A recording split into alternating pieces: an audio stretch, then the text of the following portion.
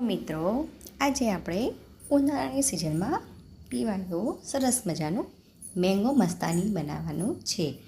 તો એક કેરીની કેસર કેરી લીધી હતી, તેના કટકા કરી લેવાના છે. અને આપણે મિક્સરમાં કેરીના કટકા, 1 ગ્લાસ જેવું દૂધ, ઇલાયચીનો પાવડર, અડધી ચમચી જેવી ખાંડ અને 3 કટકા બરફના ટુકડા નાખીને સરસ મજાનું મિક્સ કરી લેવાનું છે. ત્યાર પછી આપણે એને એક બાઉલમાં કાઢી લઈશું. હવે આપણે એક ગ્લાસમાં નીચે વેનીલા આઈસ્ક્રીમ, પછી આપણે જે દૂધ બનાવ્યું હતું કેરીનું એ નાખવાનું છે. ત્યારબાદ એની અંદર આપણે થોડાક જે કટકા રાખેલા હતા કેસર કેરીના તે નાખવાના છે. અને ત્યારબાદ પાછું દૂધ ઉમેરવાનું છે. અને એની ઉપર પાછું આપણી પાસે જે પણ ડ્રાયફ્રૂટ હોય તે અંદર ઉપર ડેકોરેશન કરવાનું છે.